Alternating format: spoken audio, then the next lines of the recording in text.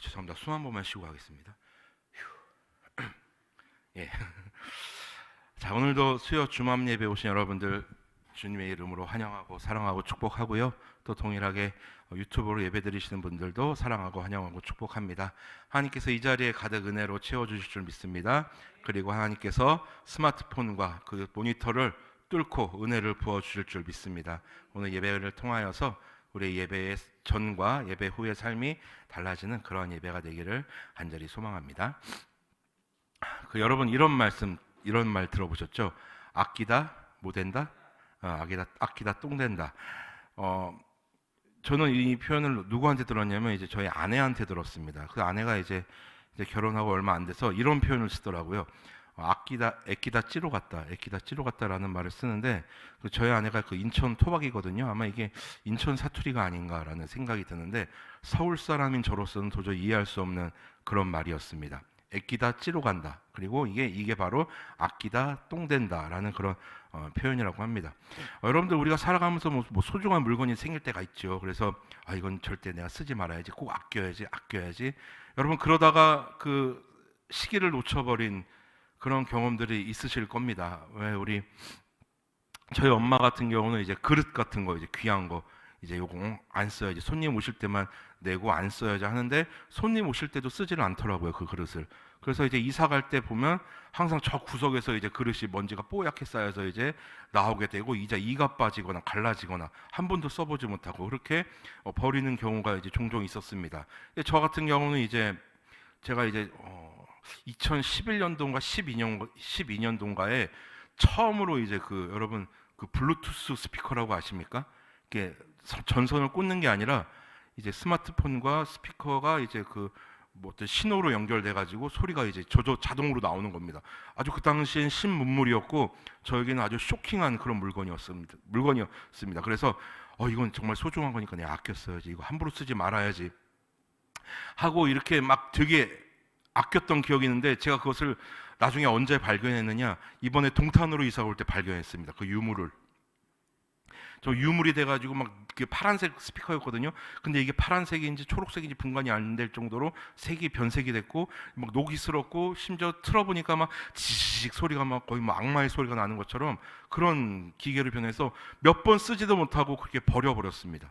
그래서 그걸 보면서 이것을 뭐 아끼는 건 좋은데 잘 소중히 다뤄서 필요할 때 쓰는 게 맞는 거지, 그냥 모셔두고 있는 거는 안 되는구나. 모셔두고 있는 거는 진정으로 이 물건을 아끼는 것이 아니라 그냥 버리는 거랑 다를 바가 없구나라는 것을 이제 그때 깨달았습니다. 그래서 이제 되도록이면은 아끼지 않으려고 합니다. 근데 이런 말이 제가 이 말씀이고 낭비를 하겠다, 사치를 하겠다 이런 말이 아니라 무엇인가가 생기거나 제 손에 들어오면 그 기능에 맞게 그리고 그 용도에 맞게 충분히 사용하고 썩혀서 버리기보다는 사용해서 이제 달아서 이제 기능이 다해서 그렇게 이제 그 물건들의 최후를 맞이하게 해주겠다는 그런 의미입니다. 그래서 이제 아끼다 똥 되는 게 맞구나라는 그런 생각을 하게 되었습니다.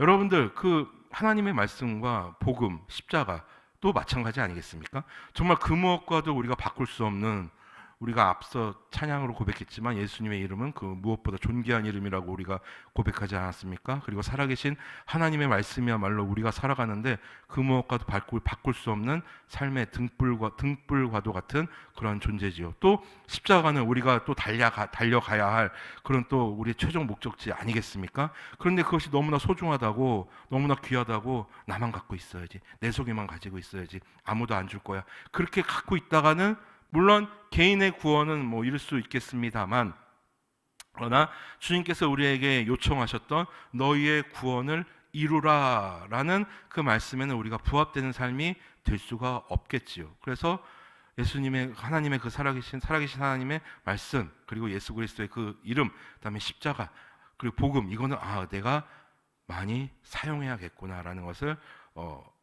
생각하게 됩니다. 이것을 사용하는 방법에는 여러 가지가 있겠죠.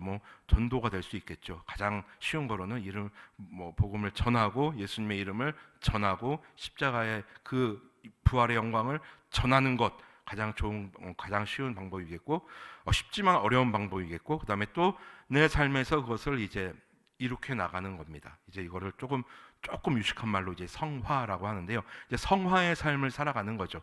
계속해서 그것을 추구하며 구원의 그 완성을 추구하며 또 우리의 달려갈 그것을 바라보며 우리의 삶을 그렇게 십자가에 맞는 삶, 예수 그리스도의 이름에 부끄럽지 않은 삶, 그 복음에 누가 되지 않는 삶, 그 말씀을 읽을 뿐만 아니라 지켜내는 삶을 살아가는 것도 그것을 우리에게 주신 그분의 그 뜻을 우리가 망각하지 않고 우리 안에 있는 그것을 사용하면서 열심히 아끼다 똥으로 가는 것이 아니라요, 정말 그것을 열심히 사용하여서 더욱더 나의 삶을 더욱더 유익하게 만들고 또 내가 있는 것을 더욱더 예수 그리스도의 이름으로, 예수 그리스도의 복음으로, 십자가의 영광으로 풍족하게 풍요롭게 해 나가는 삶이 어쩌면 더 성도에게 부합되는 삶이 아닌가, 우리가 추구해야 될 삶이 아닌가, 그런 생각이 듭니다. 그러므로 여러분들 복음을 너무 아끼지 마십시오.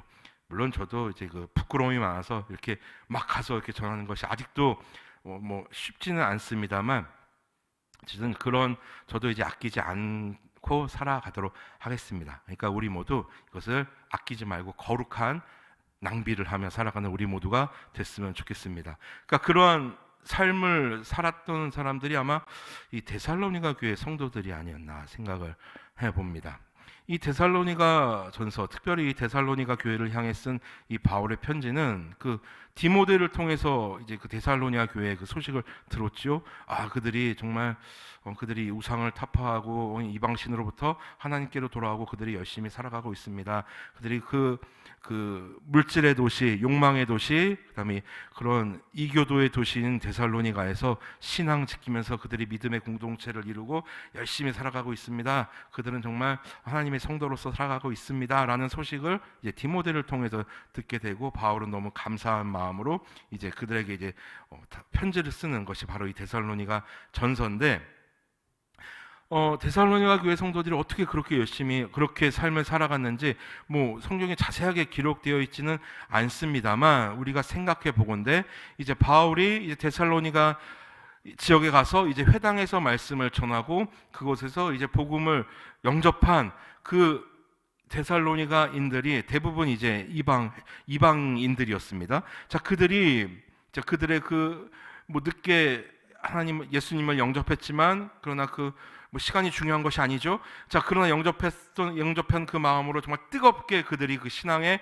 말씀대로 그것을대로 삶을 살아가고 그것을 또한 전하며 살았던 것을, 자, 우리는 이 데살로니가전서 특별히 1장을 통해서 이제 유추해 볼 수 있습니다. 그래서 그들이 어떻게 정말 열심히 살아갔는지, 어떤 뭐 고난 중에도 뭐 성령의 기쁨으로 살아갔다고 합니다. 정말 그들의 삶이 대단한 어떤 그런 우리가 추구하는 어떤 성도의 모습이었죠. 근데 그들이 그런 삶을 살아갈 수 있었던 것에 대한 어떤 힌트를, 자, 그들이 살아갈 수 있었던 어떤 이유라고 할까요? 아니면 그들의 근원이라고 할까요? 그 힌트를 오늘 이 8절과 10절, 8절에서 10절의 말씀을 통해서 우리가 생각해 볼 수 있다라는 겁니다.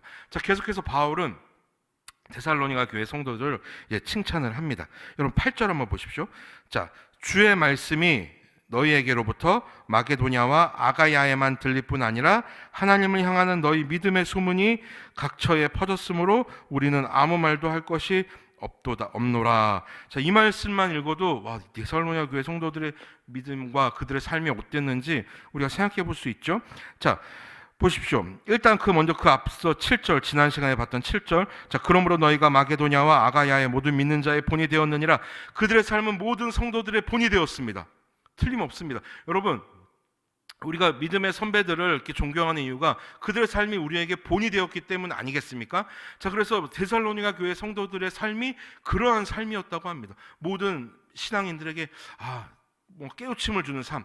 나도 예수님을 믿는데 그냥 이렇게 살면 안 되는데, 정말 저분들처럼 살아야 되는데, 우리가 그런 생각할 때가 많이 있지 않습니까? 그렇게 우리에게 강력한 충격을 주는, 선한 충격을 주는 그런 삶을 살았던 분들이 데살로니가 교인들이었다는 얘기예요. 그런데 그들의 어떤 믿음의 본이 믿는 자들에게만 되었느냐? 그렇지 않습니다. 자, 8절 우리가 지금 읽은 대로, 자, 주의 말씀이 너희에게로부터 하나님의 주의 말씀이 나왔다는 거예요. 그러니까 이 말씀은 뭐냐면, 그 주의 말씀이 데살로니가 교회 교인들의 소유라는 게 아니라 살아계신 하나님의 말씀은 살아있어 운동력이 있어라고 그러죠. 예리하 좌우의 날선 어떤 곰보다도 예리하여 홍과 영과 관절과 및 골수를 찔러 쪼개기까지 하는 그 하나님의 말씀이 그들의 삶을 완전히 뒤집어 놓으시고 그들의 삶을 완전히 하나님의 말씀의 삶으로 바꿔 놓으시고 또 이들은 그 말씀을 받아들여서 그냥 듣고 자기 속에만 가지고 있고 아끼는 것이 아니라 그것을 거룩하게 낭비하는 삶을 살았다는 거죠. 주의 말씀이 너희에게로부터라고 얘기하고 있습니다. 즉 데살로니가 교회 교인들의 삶을 보니 하나님의 말씀을 볼 수가 있다라는 것입니다. 물론 말씀이 육신이 되신 분은 예수 그리스도밖에 없습니다. 틀림없습니다. 그래서 바울이 그것을 모르고 그들을 이렇게 우상화시키는 것이 아니라 그들이 그렇게 구원을 이루어가며 하나님의 말씀을 자신의 삶에 녹여내서 그렇게 살아냈다라는 것입니다. 여러분, 커피에는 가장 중요한 세 가지 원리가 있습니다. 먼저 물이 투입되는 물의 침투, 그 다음에 그 물이 그 커피에서 녹아지는 용해, 그 다음에 그 녹아진 커피에서 물과 건더기가 분리되는 이제 분리 과정, 침투, 용해, 분리. 물이 커피에 갈아진 원두에 들어가서 그 원두 속에서 물이 그 원두를 녹이고 그 안에 있는 좋은 커피의 성분들을 커피의 맛과 향과 성분들을 녹여서 이제 분리가 돼서 한 잔에 아주 향기로운 그런 커피가 분리되는 것입니다. 그래서 가장 중요한 세 가지 원리인데 아마 이들의 삶이 그렇지 않은가 생각해 봅니다. 하나님의 말씀이 그들의 삶에 들어옵니다. 그들 삶에서 그 삶에서 막 하나님의 말씀이 작용을 합니다. 막 지나온 삶에 대한 회개가 이루어지고 그 말씀에 대한 절대적인 복종이 이루어지고 그리고 그 말씀을 향한 나의 뜨거운 마음, 하나님 제가 그동안 저의 삶을 하나님 용서해 주십시오. 이제는 그 말씀에 부끄럽지 않은 삶을 살겠습니다 해서 그들의 손과 발을 통해서 하나님의 말씀이 나오는 것이죠. 삶으로 그들의 삶으로 그 신앙과 그 믿음을 표현해내는 것이죠. 그렇기 때문에 바울은 이렇게 그들의 삶을 칭찬하는 겁니다. 하나님의 말씀이 너희의 삶으로부터 나오는구나. 그런데 그 소문이 자 보십시오. 어디까지 갑니까? 마게도냐와 아가야에만 들릴 뿐만 아니라 하나님을 향하는 너희의 믿음의 소문이 자 그렇죠. 하나님의 말씀이 그들의 삶으로부터 나오니까 그들의 믿음에 대한 소문이 나오는 거죠. 정말 저들의 삶의 모습은 정말 저게 그리스도인의 삶이구나. 저게 정말 그리스도인의 삶의 모습이구나. 내가 예수는 모르지만 저 사람을 보니까 예수가 누군지 한번 생각은 해볼 수 있겠는걸? 자 그런 삶을 살았던 믿음의 소문이 자 여기에는 이제 각처에 퍼졌으므로 각처라고 표현되는데 여기서 각처는 이제 모든 지역에 지중해 연안의 모든 지역에 이제 퍼졌다고 합니다. 자 이것이 가능했었던 또 하나의 그 이유는 그 데살로니가 지역은 또 무역의 중심 지역이기 때문에 오늘날 우리나라로 치면은 경부고속도로라고 할까요? 그렇게 그 데살로니가와 로마를 관통하는 큰 도로가 거기에 있었다고 합니다. 그러니까 그 데살로니가 지역에서 많은 그리스도인들이 자신의 신앙의 모습을 삶으로 살아내고 예수 그리스도를 전하는 그 소문이 그 도로를 타고 막 퍼지는 겁니다. 그것을 노린 건 아닐 테지만 어쨌거나 그런 지형지물과 환경 조건이 또 그들의 믿음과 또 그들의 말씀에 부합하는 삶이 더욱더 퍼져나갈 수 있도록 도왔다라는 것이죠. 자, 이러한 것조차도 여러분 하나님의 그런 세밀한 그런 치밀한 또 은혜의 또 구성 아니겠습니까? 그래서 그들의 삶이 데살로니가 교회 성도들의 삶이 자, 저는 절대로 데살로니가 교인들을 우상화시키는 것이 아닙니다. 그들을 그렇게 살게끔 했던 분을 우리는 염두하고 들어야 합니다. 자, 그래서 그들의 삶을 통해서 예수 그리스도와 그 예수 그리스도의 이름과 살아계신 하나님의 말씀과 그 십자가의 복음이 막 퍼져나가는 겁니다. 모든 지역에 지중해 연안과 로마에까지 이르러 이렇게 퍼져나갔다라는 것입니다. 자, 그래서 그런 모습을 보고 그런 소문을 들으니 바울이 내가 진짜 할 말이 없다 이렇게 얘기하죠. 여기서 할 말이 없다라고 얘기하는 건 어떤 무슨 체념의 표현이 아니라 최고의 극차 아니겠습니까? 더할 나위 없다 이런 표현이겠죠. 더할 나위 없다. 그렇지 않습니까? 우리의 자녀들이 우리 부모의 마음을 기쁘게 하는 경우가 물론 아주 드물긴 하지만 물론 저 역시도 그런 삶을 살았습니다만 그런 자녀들이 그렇게 뜻하지 않게 기쁨을 주면 막 가슴은 괜히 막 감동으로 충만해지고 뭐 어떤 말이 뭐 나오지가 않죠. 뭐 누구누구야 고마워, 누구누구야 사랑해, 이런 말이 사치스러울 정도로 더 말로 할 수 없는 큰 기쁨. 저는 그것을 가장 최근에 느꼈습니다. 뭐 우리 아이는 뭐 어버이날도 건너뛴 아이인데요. 뭐 그런 아이인데, 근데 이제 그 저희 유초동부에서 이제 부모님께 이제 카드를 쓰는 게 있었어요. 근데 저도 이제 아이를 키우는 애비 입장에서 궁금하죠. 그래서 궁금한데 안 보고 참았다가 이제 집에 가서 이제 아이가 없을 때 밤에 이렇게 봤는데, 오 진짜 주책맞게 눈물이 났습니다.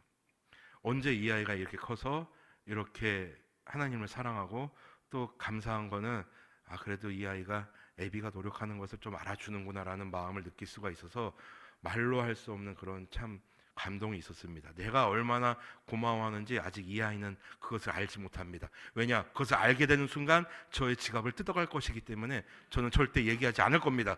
여러분들도 비밀로 해주십시오.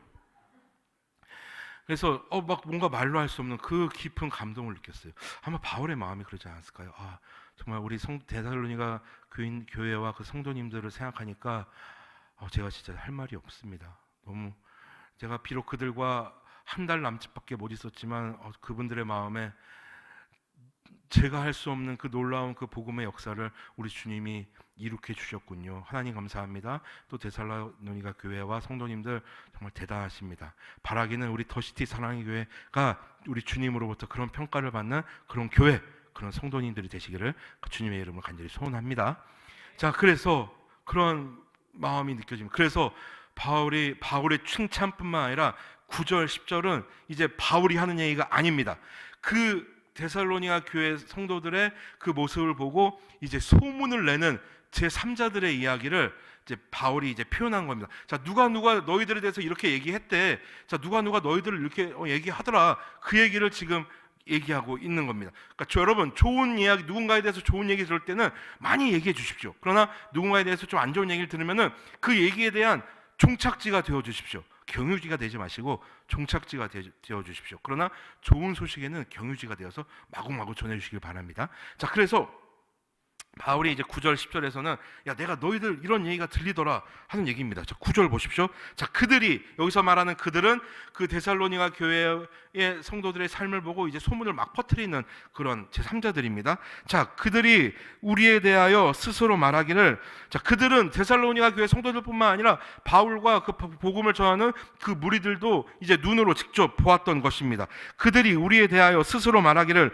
우리가 어떻게 너희 가운데 들어갔는지와, 자, 이 말씀과 결을 같이 하는 것이 이제 그 5절이죠. 5절. 자, 이는 우리 복음이 너희에게 말로만 이른 것이 아니라, 자, 사도 바울과 그 복음을 전하는 그 일행들이 말로만 데살로니가 교회 교인들에게 전했다는 얘기가 아니죠. 먼저 바울과 그들이 먼저 복음에 부합한, 복음에 합당한 삶을 살아내고 그들을 섬겨줌으로 인하여 데살로니가 교회 성도들이 그 모습에 또 감동하고 그 모습을 통하여 더욱더 하나님의 말씀을 깊이 묵상하며, 그리고 그것을 통하여 더욱더 예수 그리스도와의 진한 만남을 이제 가지게 됐다는 그런 얘기죠. 그래서 바울과 일행들이 데살로니가 교회 성도들에게 어떻게 복음을 전했는지 이제 그들이 그걸 봤다는 얘기입니다.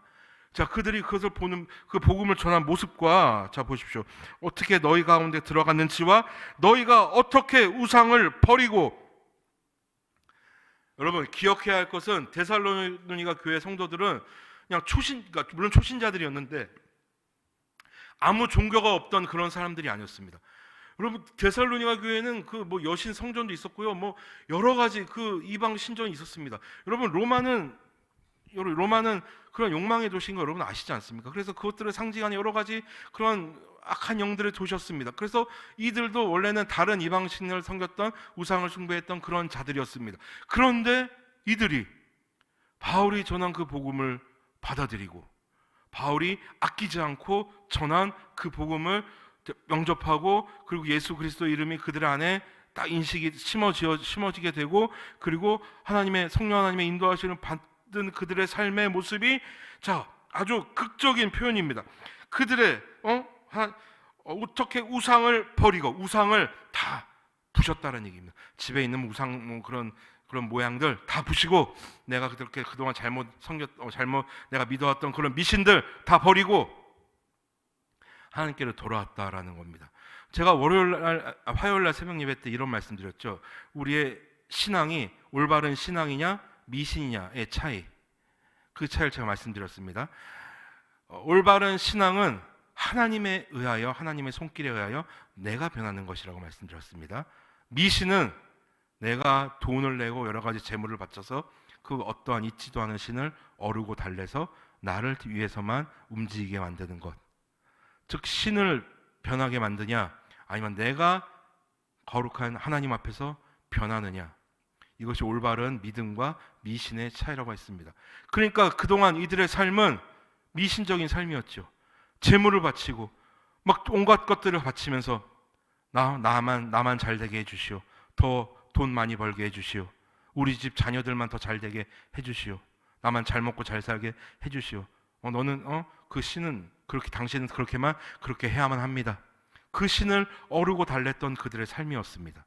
그러나 그랬던 그들의 삶이 이제는 하나님의 말씀에 의해, 하나님의 통치에 의해 그들의 삶이 이제 다듬어지고 자신들이 변하기 시작했다라는 것입니다. 그렇기 때문에 주의 말씀이 그들로부터 잘 녹여져서 분리돼서 나올 수 있게 되었던 것이죠. 그래서 우리는 그들의 삶을 한번 유추해 볼 수 있는 것입니다. 여러분, 한번 우리의 삶이 어떤지 한번 생각해 보십시다. 저 역시도 마찬가지입니다. 과연 내 믿음은, 나의 삶은 올바른 믿음인가? 혹은 하나님을 믿는다 하면서 예수 그리스도를 믿고 그 이름을 믿는다 하면서 그 이름을 어떤 나의 욕망의 성취 도구로 사용한 적은 없었는가? 한번 생각해 봐야 될 것입니다. 물론 저도 그 앞에서 자유로울 수가 없습니다. 늘 기도하면서 나 정말 깨어 기도하지 않으면 기도가 아니라 주문이 될 수가 있기 때문에 저 역시도 자유로울 수가 없습니다. 그래서 바라기는 우리의 기도가, 우리의 삶이 하나님을 변화시키는 것이 아니라 하나님의 뜻, 말씀에 의하여, 하나님의 뜻에 의하여 날마다 변해지는 그런 삶을 살아가는 우리가 되시기를 간절히 소망합니다. 자, 그런 삶을 살아가는 데살로니가 교회 성도들로 보여집니다. 우상을 버리고 하나님께로 돌아와서 그냥 여기서 돌아왔다는 얘기는 그냥 고개를 돌렸다는 게 아니라 삶을 유턴했다는 얘기입니다. 회개했다는 얘기입니다. 여러분, 회개가 무슨 뜻입니까? 회개는 그냥 우리의 잘못을 하나님 이거 잘못했습니다, 용서해 주세요, 이런 수준이 아니라 완전히 유턴하는 겁니다. 죄에서부터 유턴하는 것. 그래서 회개는 유턴입니다. 돌아오는 겁니다. 그래서 이들의 삶이 하나님께로 돌아왔다는 겁니다. 회개하고 하나님께로 돌아왔다라는 겁니다.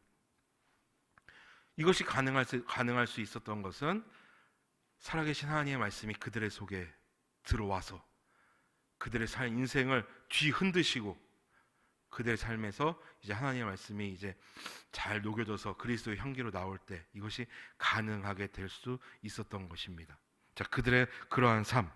자, 돌아와서 살아계시고 참되신 하나님을 섬기는 지와. 자, 이것은 제3자들의 평가입니다, 여러분. 바울이 얘기하는 게 아니에요. 누군가 그들의 삶을 이렇게 소문내는 겁니다. 야, 걔네들이 이렇게 믿어, 걔네들이 이렇게 우리식으로 얘기하면 야, 걔네들이 이렇게 신앙생활을 해. 야, 장난 아니지 않냐? 여러분, 우리가 그 이단들에게 배울 것은 하나도 배울 건 없습니다만 그 한 가지 우리가 눈여겨봐야 될 것은 그들의 열심은 우리가 좀 본받을 필요는 있습니다. 아시죠? 그들이 얼마나 열심인지. 대신 잘못된 열심을 향해서 그 영원한 그 형벌을 향해서 달려가는 열심이지만 그러나 그 열심의 모습만은 우리가 좀 저렇게 하는구나, 그럼 나도 저렇게 가만히 있을 수 없겠지라는 어떤 그러한 동기부여라고 할 수 있을까요? 자, 그런 마음을 우리가 좀 배울 필요는 있을 것입니다. 자, 그래서 그들의 삶을 제3자들이 그렇게 평가하는 겁니다. 한번 우리의 삶은 과연 어떻게 보여질지, 물론 우리가 누군가에게 보이기 위해서 신앙생활하는 건 결코 아닙니다. 그래서 여러분, 신앙은요 보여지는 겁니다. 보여지는 것. 그러니까 우리가 안 보려고 해도 딱 보이는 거예요. 정말 저 집사님 대단하네. 와, 저 권사님 정말 내가 부끄러워지는 걸 이렇게 보여지는 것이죠.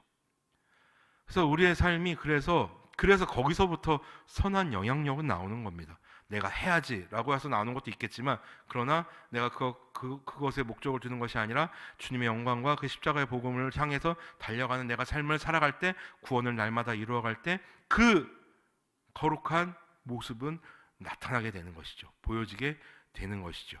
우리의 삶이 그런 삶이 되기를 간절히 소망합니다. 자, 그들이 또 어떻게 그들을 또 표현합니까? 또 죽은 자들 가운데서 다시 살리신 그의 아들이 하늘로부터 강림하실 것을 너희가 어떻게 기다리는지를, 저는 여기서 너무 이게 충격적입니다. 자, 이 다른 이들이 뭐 쉽게 말하면 재림 신앙이죠. 이것을 종말론적인 신앙. 와, 이것까지 소문을 내는 거 보면은 정말, 야, 이것을 보고 소문내는 그들의 영성도 참 대단하다라는 생각이 듭니다. 어쩌면 그 데살로니가 교회 성도들로부터 좋은 영향을 받았겠죠. 그리고 그들을 통해서 이제 복음을 이제 영접하는 단계에 이르렀을지도 모릅니다. 자, 그래서 그들이 어떻게 얘기합니까? 죽은 자들 가운데서 다시 살리신 그의 아들이, 여기서 그는 성부 하나님이시고 아들은 성자 하나님이시죠. 성자 하나님, 예수님을 살리신 분은 성부 하나님이십니다. 목적 없이 죽이시고 목적 없이 살리신 것이 아니라 당신의 백성들을 택하시고 그들을 영원한 형벌에서부터 구원하시기 위한 하나님의 그 치밀한 구원의 계획에 의하여 이루어진 그 구원의 역사입니다. 자, 그래서 죽은 자들 가운데서 다시 살리신 그의 아들이, 자, 거기에서 멈추는 것이 아니라 하늘로부터 강림하실 것을, 여러분, 사도행전에서 예수님께서 뭐라고 말씀하셨습니까? 내가 올라간 모습 그대로 다시 너희한테 내려올게. 야, 이 모습 그대로 내려올 테니까 딱 기다리고 있어. 이렇게 말씀해 주시지 않았습니까? 자, 강림하실 것을 너희가 어떻게 기다리는지를. 그러니까 데살로니가 교회 성도들은 그냥 이렇게 뭐 목적 없이 살아간 것이 아니라 다시 오실 예수 그리스도를, 강림하실 예수 그리스도를 소망하며 그들의 삶을 더욱더 힘을 내서 살아갔다라는 것입니다. 자, 우리가 여기서 주의 깊게 봐야 될 것은 그런 무슨 뭐 이단, 뭐 잘못된 종말론에 휩싸인 그런 광신자들이 아니라 올바른 종말. 여러분, 자, 제가 한번 여쭤보겠습니다. 여러분들은 종말론자 아니십니까? 여러분들은 정말 거룩한 종말을 기다리고 계시는 분들 아니십니까? 저는 거룩한 종말을 기다리고 있습니다. 예수 그리스도께서 다시 오셔서 잘못된 것들을 회복시키시고 심판하시고 다시금 하나님의 잃어버렸던 하나님의 그 통치의 모습을 회복하실 그 예수님을 저는 기다립니다. 여러분들도 기다리시죠? 우리는 그렇기 때문에 소망이 있습니다. 그렇기 때문에 이 땅에서 어려운 일을 당하고 슬퍼도, 물론 어려운 일 당하고 슬픈 일이 있으면 너무 힘든 건 사실이죠. 그것을 모른 바가 아닙니다. 그러나 낙심하고 그런 좌절의 자리에서 그냥 무너져 내려 있는 것이 아니라 다시금, 그래, 내가 예수 믿는 사람으로 이렇게 쓰러져 있으면 하나님 슬퍼하시겠지. 그래, 이러려고 예수님 오신 거 아닐 거야 하면서 우리가 생각하고 다시 일어날 수 있게 되는 그 소망이 어디에 있습니까? 다시 강림하실 예수 그리스도를 소망하기에 우리는 그것을 바라보고 견디어낼 수 있는 것 아니겠습니까? 넉넉히 견디어내고, 이제 히브리서에서는 세상이 감당치 못하는 자라고 이제 표현을 했습니다만, 우리는 그런 삶을 살아갈 수 있는 것이죠. 데살로니가 교회 성도들도 그 예수 그리스도를 바라고 있었기에, 소망하고 있었기에 그런 삶을 살아갈 수 있었던 것입니다. 자, 그런 삶을 우리가 유추해 볼 수 있는 것이 6절입니다. 6절. 자, 또 너희는 많은 환난 가운데서 성령의 기쁨으로 말씀을 받아. 많은 환난 가운데서 성령의 기쁨으로 말씀을 받아 우리와 주를 본받은 자가 되었으니. 자, 많은 환난 가운데서 그 하나님의 말씀을 받았어요. 그리고 막 뒤집어졌습니다. 그래, 그렇죠. 예수 그리스도만이 구주시고 제가 그동안 잘못 살아왔습니다. 자, 여기서 엎어치는 것이 아니라 뭐 여러 가지 핍박이 있었겠죠. 많은 이교도들의 협박도 있었을 것입니다. 야, 너 예수 믿어? 너 미쳤어? 너 이러면서 너 그러고 네가 무서워할 것 같아? 이러한 많은 목숨의 위협과 어떤 경제적인 위험 속에서도 그들이 소망을 가질 수 있었던 것은 바로 이 10절입니다. 하늘로부터 강림하실 것을 너희가 어떻게 기다리는지를. 여기서 어떻게라는 표현에는 수많은 의미가 포함되어 있는 것이죠. 야, 쟤들이 저걸 어떻게 참을까? 야, 쟤들 어떻게 저걸 다 견뎌내지? 야, 쟤들 저러고 어떻게 살까? 그 어떻게 안에는 예수 그리스도를 소망하는 그들의 삶의 그런 믿음의 모든 진액들이 거기에 담겨 있는 것이죠. 여러분, 저와 여러분들도 그런 거 아니겠습니까? 뭐 제가 감히 여러분들 앞에서 삶을 어떻게 논하겠습니까? 감히 논하기는 너무나 죄스러운 건데, 그래 저 역시도 뭐 순탄치 않은 삶을 살아왔습니다. 진짜 지나고 생각해 보면 너무너무 힘들었던 그 당시를 내가 어떻게 버텼을까, 어떻게 살았을까라는 그런 생각을 가만히 해봐요, 진짜. 제가 살아오면서 제가 한 거라고 그냥 하나님 앞에서 열심히 살아온 저밖에 없는데, 근데 왜 이렇게 나는 힘이 들고 이렇게 나는 더 어려워지지? 왜 이렇게 내 동기들은, 참고로 제 동기들은 지금 다 담임 목사님들이 되셔서 뭐 잘 목회를 하고 계십니다. 그것이 뭐 한 번도 부러운 적은 없었는데, 그런데 그것이 이제 비교가 됐던 적은 있었죠. 아, 나는 왜 이렇게 내 인생은 후질까? 왜 이렇게 내 삶은 하나님 앞에서 볼 일이 없을까라는 생각을 할 때가 너무너무 많이 있었습니다. 제가 한 가지 고백하면 이제 10년 전에 2012년도에 제가 그때 이제 강도사에서 목사가 될 때 그때도 굉장히 집에 어려운 일이 있었어요. 그래서 하나님 앞에서 그런 적이 있습니다. 아, 하나님, 저 이제 목회 안 하겠습니다. 나 말고도 목사할 사람이 이렇게 많은데 굳이 나까지 해야 됩니까? 안 하겠습니다 하고 교회를 그만두고 제가 모든 걸 책 다 버리고, 심지어 제가 고등학교 때 보던 성경책도 다 찢어버리고 나 목회 안 하겠습니다 하고 속초로 이사 갔습니다. 그리고 이제 목회 안 하겠다고 이제 가족을 이끌고 아무 연고 없는 속초로 이사 가서 이제 하나님하고 멀어지려고 그랬어요. 그냥 썬데이 크리스천으로 살아도 문제 없겠지 하고 그렇게 살아갔거든요.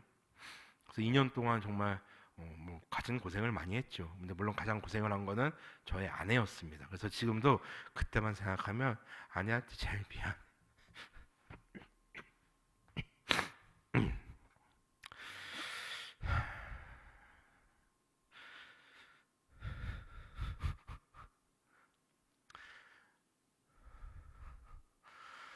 제가 그렇게 살아가도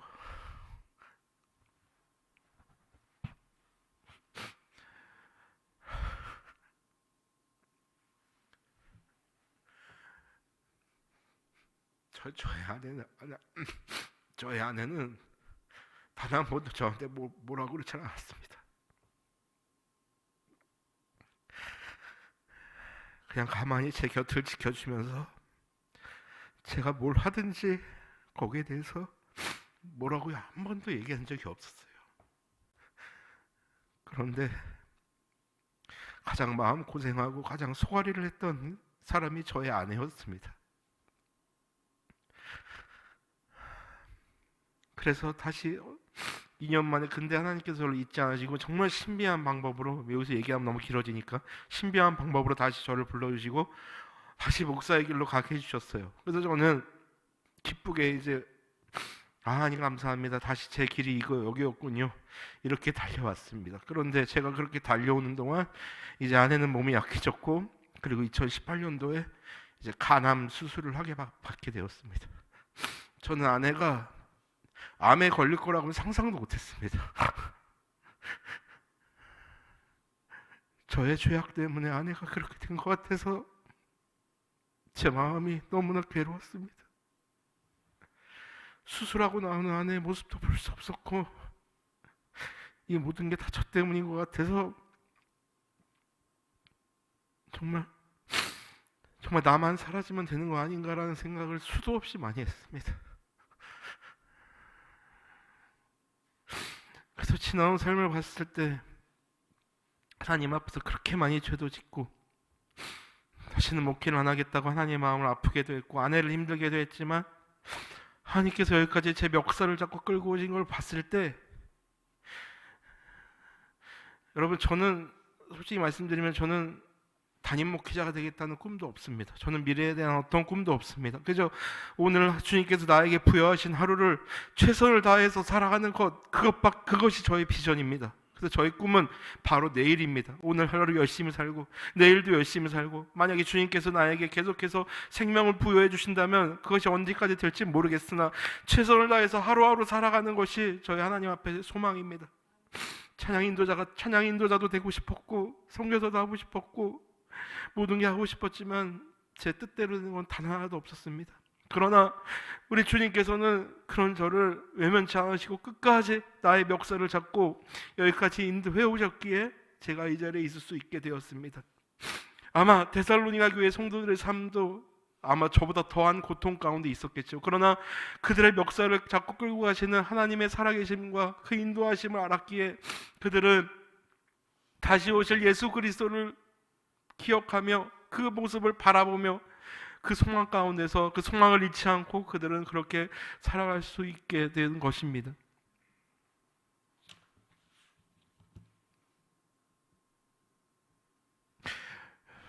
그래서 그들이 또한 제3자 여러 무리들이 데살로니가 교회 성도들을 어떻게 표현하는지 보십시오. 하늘로부터 강림하실 것을 너희가 어떻게 기다리는지를 말하니 이는 장래의 노하심에서 우리를 건지시는 예수시니라. 자, 그들의 삶의 근원은 바로 예수 그리스도였던 것입니다. 어떤 그들은 어떤 장래의 상급, 하나님께서 우리에게 내가 이 고난을 이겨내면 부어주실 어떤 물질의 축복, 어떤 그런 자녀들의 풍요로움 이런 것을 바라고 간 것이 아니라 오직 그들의 삶의 근원은 예수 그리스도셨던 것입니다. 예수 그 하나면은 그들의 삶은 충분했다라는 것입니다. 여러분, 과연 지금 우리의 삶은 예수 하나면 충분한 삶을 살고 있는지 한번 돌아보았으면 좋겠습니다. 내가 너무나 많은 것이 생겨서 예수 그리스도 이외의 것들을 너무나 많이 내가 요구하고 있는 것은 아닌지, 자꾸만 하나님을 도깨비 방망이로 알고 하나님 나 이거 필요합니다. 우리 자식 좀 잘 되게 해주십시오. 하나님 우리에게 돈 좀 많이 주십시오. 물론 저도 그 물질의 연약함 앞에서 무너질 때마다 참 자괴감이 들곤 합니다.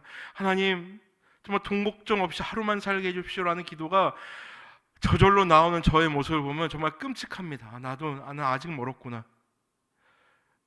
그렇게 많이 혼나고 나는 더 혼나야 되는구나. 이런 생각을 하곤 합니다. 예수 그리스도 그 한 분이면 나는 만족할 수 있다는, 우리는 그 믿음의 고백을 신앙생활하면서 수없이 고백해 왔습니다. 그러나 그 고백이 과연 진실된 고백이었는지, 입술에 덧없는 고백이었는지 우리가 한번 생각해 봐야 할 것입니다. 그들을 장래의 노하심에서, 하나님의 노하심은 어떤 미래에 어떤 한날에 딱 있는 노하심이 아니라 하나님의 심판은, 노하심은 지금도 진행 중에 있습니다. 여러분, 하나님께서 사용하시는 심판의 방법 중에 하나가 유기입니다. 유기, 그냥 내버려 두는 겁니다. 너 죄 짓도록 내버려 둬. 네 마음대로 살아. 우리가 자녀들이 너무 말 안 들 때 네 마음대로라는 말 우리가 간혹 하지 않습니까? 그러나 여러분, 그게 진심이 아니시잖아요. 그게 진심이 아니잖아요. 진짜로 네 마음대로 살기를 바라는 우리의 마음이 아닌 걸 여러분은 다 알고 계시잖아요. 근데 하나님께서 진짜 버려버리시면 네 마음대로 살아, 이래버리면 끝입니다. 거기서 끝입니다. 그렇기 때문에 우리는 지금 이 땅 가운데서 평안함을 누리고 있는 악인들의 모습을 보면서 허탈해할 것이 아니라 오히려 하나님 살아계시는구나라는 것을 느낄 수 있어야 할 것입니다. 그것을 볼 수 있으려면 우리는 예수님으로 가득 차야 합니다. 예수님은 빌라도 법정에서 단 한마디도 얘기하시지 않았습니다. 왜? 그들의 그 화려함이 영원하지 않을 것을 알고 계셨고, 그것이 나를 죽이지 못할 것이라는 걸 예수님은 알고 계셨기 때문에 예수님은 담담히 죽음을 받아들이십니다. 그리고 그 죽음이 있어야만 부활이 있는 것을 아셨기 때문에 예수님은 그 죽음을 받아들이셨습니다. 바울이 그랬습니다. 베드로가 그랬습니다. 여러분, 이제는 우리가 그래야 할 차례입니다.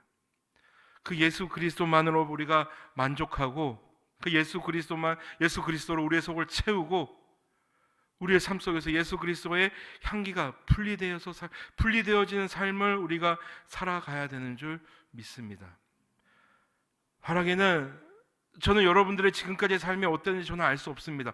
그리고 감히 제가 알려고 하지도 않습니다. 그러나 저를 멱살 잡고 끌고 오신 하나님께서 여러분들의 삶도 꽉 잡고 인도해 가실 줄 믿습니다. 그 예수 그리스도라는 그 십자가라는 우리에게 모델을 보여주심으로써 저것을 바라볼 때마다 우리가 이 땅에서 끝이 아니라 하나님 나라를 바라보고 다시 오실 예수 그리스도를 소망하며 어떠한 상황도 넉넉히 이겨내는 우리 모두가 되었으면 좋겠습니다. 그러한 삶을 살아가는 저와 우리가 되기를 바랍니다. 그렇게 살아갈 때 우리는 하루하루를 온전히 주님께 기쁜 마음으로 드릴 수 있는 그런 성도들이 될 줄 믿습니다. 데살로니가 교회 성도들이 그러했듯이, 수많은 믿음의 선배들이 그러했듯이, 우리가 비록 우리의 삶은 어렵지만, 앞으로의 삶에 어떤 일이 벌어질지 모르겠지만, 여러 가지 압박이 나를 에워싸지만, 사방이 나를 우겨쌈을 당하여도 내가 실망하지 않는 것은 하늘에 계신 하나님께서 나와 함께 하시고 나의 삶을 인도해 가시기 때문이라는 것, 우리가 잊지 않고 예수 그리스도만으로 충분한 삶을 살아가는 저와 우리 모두가 되시기를 주님의 이름으로 간절히 소망합니다.